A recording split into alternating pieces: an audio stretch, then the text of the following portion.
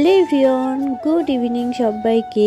আমি শ্রাবন্তী আর তোমরা রয়েছো আমার মিনি ব্লগের সাথে। এদিকে সন্ধ্যা হয়ে গেছে আর ওদিকে দেখতেই পেলে খাটের উপরে ছেলেটা শুয়ে রয়েছে। আসলে দুপুরবেলা শোয়াতেই ছেলেটা জ্বর এসেছে হঠাৎ করে, তো ওদিকে শুয়ে রয়েছে। আমি এদিকে জামা পরে নিয়েছি, এখন যাব হচ্ছে ওকে ডাক্তারের কাছে নিয়ে। ওদিকে দেখতেই পাচ্ছ সন্ধ্যাটা দিয়ে নিয়েছি আর এই দিকে দেখো রিং লাইট জ্বলছে। তোমরা তো জানোই এই ঘরে সন্ধ্যে দেওয়া থেকে শুরু করে এই ঘরে যাবতীয় কাজ আমাকে রিং লাইটটা জ্বালিয়েই করতে হবে। তবে জানো তো আমার ভাই আমাকে অনেক ভালো একটা গিফট দিয়েছে।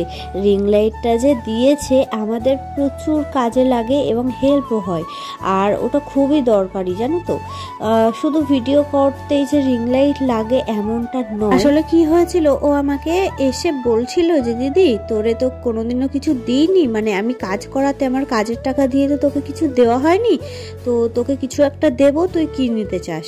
তো তারপরে আমি অনেক ভেবেচিন্তে বললাম যে ঠিক আছে তাহলে একটা রিং লাইট দিস। আর তখন আমি প্রচুর ভিডিও বানাতাম আর রিং লাইটেরও শখ ছিল, যার কারণে বলেছিলাম রিং লাইটের কথা। তো ও এই রিং লাইটটাই দিয়েছিল। তোমরা তো দেখোই আমার রিং লাইটটা কতটা বড়। তো যাই হোক বেরিয়ে পড়েছি রেডি হয়ে। এদিকে দেখো ওকেও রেডি করে নিয়েছি, ওর শরীরটা খুব একটা ভালো না। তো তালা ঠালা দিয়ে যে বেরিয়ে পড়েছে তিনজনে মিলে। আজকে হচ্ছে রবিবার, সকাল থেকে তোমাদের সাথে কোনো কিছুই আর শেয়ার করি। আমাদের এই রাস্তাটা দেখতেই পাচ্ছ কতটা অন্ধকার, সাথে রাস্তাটা প্রচন্ডই খারাপ। তো যাই হোক বেরিয়ে পড়েছি, চলো যাই ডাক্তারের কাছে, ডাক্তার দেখিয়ে আসি।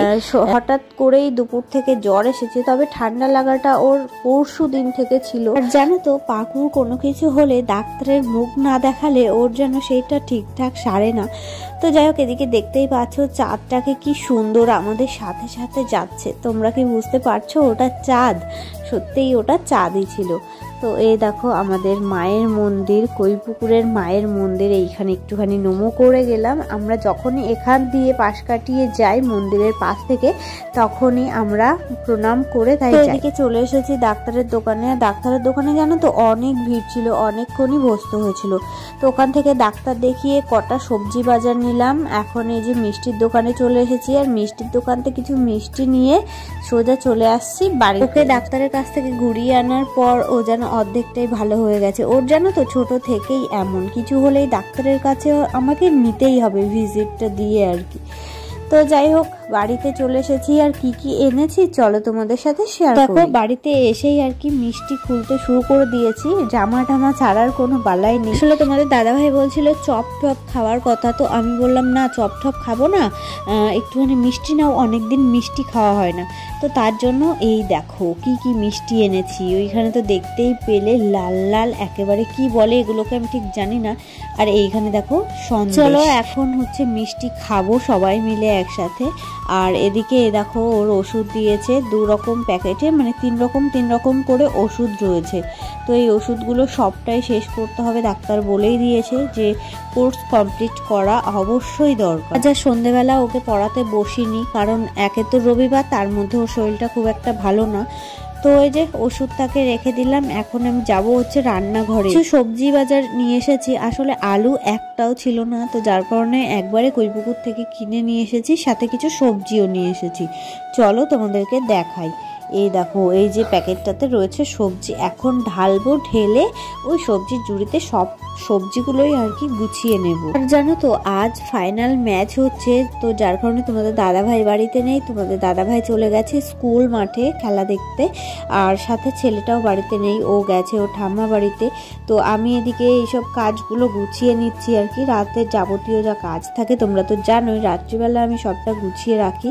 তো এদিকে এক এক করে সব কাজ বাজ আমি সেরে রাখবো। দেখতেই পাচ্ছ আমি কি কি সবজি বাজার করেছি। এখানে একটা পালং শাক নিয়েছি, প্লাস এই যে হচ্ছে লতি নিয়েছি, অনেক দিন লতি খাওয়া হয় না, তো যার কারণে লতি নিলাম কটা।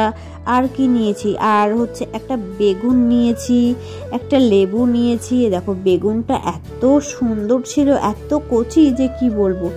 আর এইখানে 2 কিলো আলু নিয়েছি। এই হচ্ছে আমার সবজি বাজার।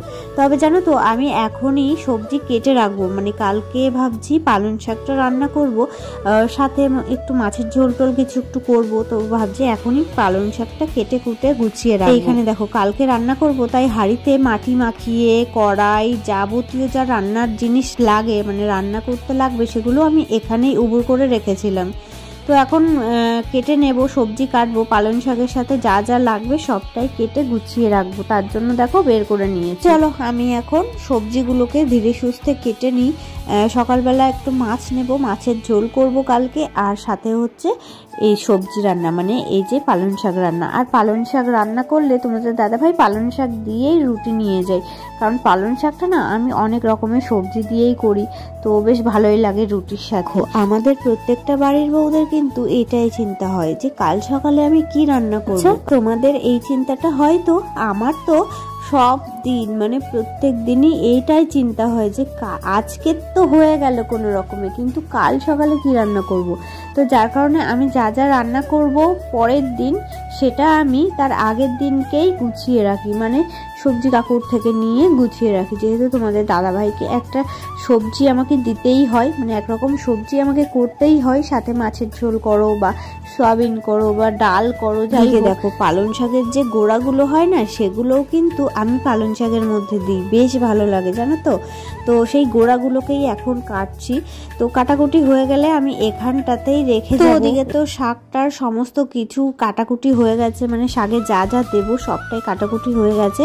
এখন আমি এই যে এখান থেকে এই গাবলাটা নিয়ে নিলাম, নিয়ে শাকটাকে এই গাবলার মধ্যে রেখে কুলোটা দিয়ে এখানেই ঢেকে রেখে যাব, কারণ এখানেই তো সকালে উঠে আমাকে রান্না করতে হবে, তাই ঘরে নিয়ে যাব আর কি করতে, এখানেই ঢেকে রেখে যাব, তাহলে সকালে আমার সুবিধাই হবে। ওদিকে তো দেখতেই পেলে কেটে কুটে সবটা গুছিয়ে রাখলাম, আর এদিকে তোমাদের দাদা ভাইও চলে এসেছে খেলা দেখে, আর ছেলেটাও ওর ঠাম্মা বাড়ি ছিল চলে এসেছে। আমাদের খাওয়া দাওয়াও হয়ে গেছে রাতের, জানো তো আজ রবিবার, তাই বাড়িতে মাংস রান্না করেছিলাম, তবে তোমাদের সাথে আর শেয়ার করা হয়নি। তো ভাত খাওয়া দাওয়া হয়ে গেছে, এখন ছেলেকে ওষুধ খাওয়ানোর পালা। তবে জানো তো ও না ট্যাবলেট খেতে শিখে গেছে, মানে গিলে খেতে শিখে গেছে। আগে যেমন ওকে গুলে দিতে হতো, তবে এখন আর গুলে দেওয়া লাগে না, ও এখন গিলেই খেতে পারে। বড় হয়েছে কি না দেখো ও কিভাবে ওষুধ খাচ্ছে, আগে জল নিয়ে নিচ্ছে গালে, তারপরে আমি ওই যে একটা একটা করে দিই, ও টুক করে গিলে একে ওই সব ওষুধ কটা আমি খাইয়ে দিলাম, মানে যে কটা এখন খাওয়ানোর কথা ছিল। তো এরপরে আর কি খাওয়া দাওয়া হয়ে গেছে, ছেলেকে ওষুধও খাওয়ানো হয়ে গেছে, এরপর বিছানা করব আর শুয়ে পড়বো, আর তোমাদের সাথে দেখা হবে সেই কাল সকালে।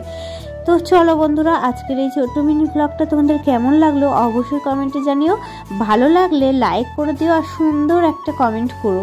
তো চলো আজকের মতো টাটা।